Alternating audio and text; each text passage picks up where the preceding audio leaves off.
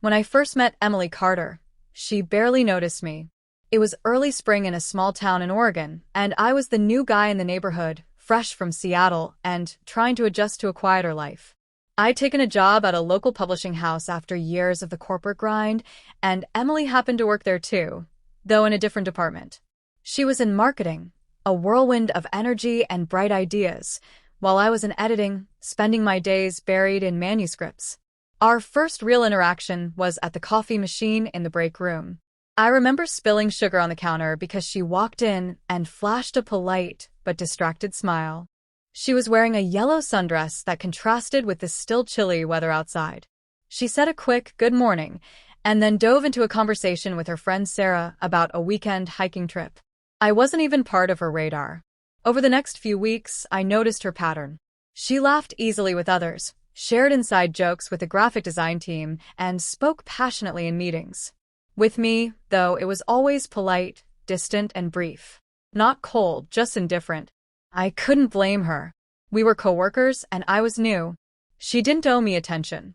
But there was something about her energy that drew me in. One Friday afternoon, as the office buzzed with the relief of another week ending, Emily walked by my desk and glanced at the book I was reading. "That's one of my favorites," she said, pointing to the cover of East of Eden by John Steinbeck. It was the first time she initiated conversation with me, and though it was only a few words, it felt like a small victory. We spoke for a few minutes about books, how she loved sprawling, multi-generational stories, and how I enjoyed the quiet power of simple, human moments. She seemed genuinely surprised I could discuss literature so deeply, and for a second, I thought maybe I'd left a mark. But the following Monday, she went back to her friendly but distant routine. I could have let it go. I could have decided she simply wasn't interested and moved on. But something told me there was more to Emily than her polite wall. So I made a choice, not to chase her, not to try to impress her, but to simply be present and let her see who I really was over time. That meant joining the Friday night trivia games at a local bar, not because she was there, but because it was good to socialize. It meant volunteering for the company's charity run in June, where we ended up on the same team. It meant being genuinely curious about the people around me and not just fixated on one person. And slowly, something shifted. It began the night of the charity run. After we crossed the finish line, sweaty and out of breath, Emily and I ended up sitting on the grass with bottled water, talking about music. She told me her father used to play old records when she was little, and I told her how my mom would hum jazz tunes while cooking. We discovered we had both grown up listening to the same Nina Simone album. That night, her laughter felt warmer, directed at me, not just near me. Over the next month, our conversations became more frequent. She began asking me about my weekend plans, recommending books, even sending me links to articles she thought I'd like. I noticed the way her eyes lingered a little longer when I spoke, the way she sometimes smiled when she thought I wasn't looking. The turning point came in late July. A heavy rainstorm had hit the town, and most people stayed indoors. I'd gone to a small cafe to work on some personal writing when Emily walked in, hair damp from the rain, cheeks flushed from the chill. She spotted me, hesitated for a moment, then walked over and asked if she could join me. We ended up talking for 3 hours. She told me about her childhood in Vermont, how she'd moved to Oregon to escape a relationship that had grown toxic, and how she was still learning to trust people again. I listened, not to respond, not to fix anything, but just to understand. I shared my own past, the mistakes I'd made, the loneliness I'd felt in the city before deciding to start fresh here. That night, something unspoken passed between us. It wasn't romance yet, but it was trust, the kind that only comes from being seen, truly seen. From then on, Emily was different with me.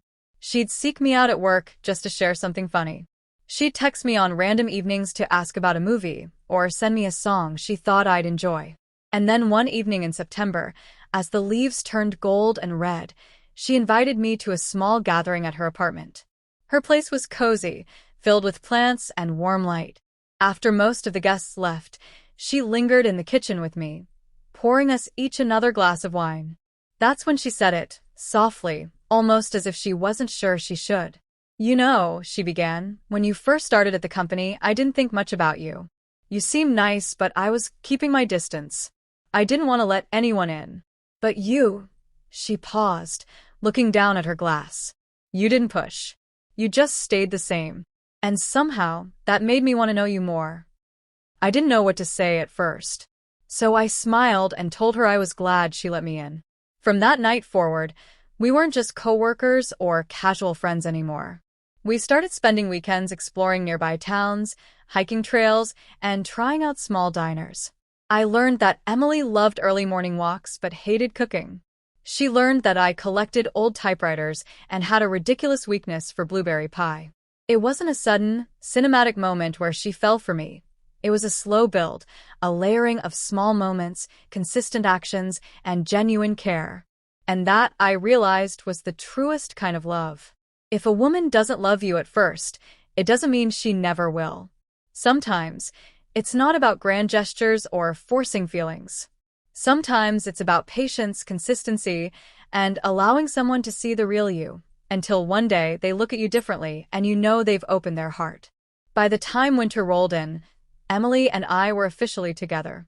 But more importantly, we were partners in the truest sense, built on trust, friendship, and a foundation that had taken months to grow. And every so often, when she's feeling sentimental, she'll smile at me and say, "You know, I really didn't love you at first." I always grin back and answer, "I know, but you do now."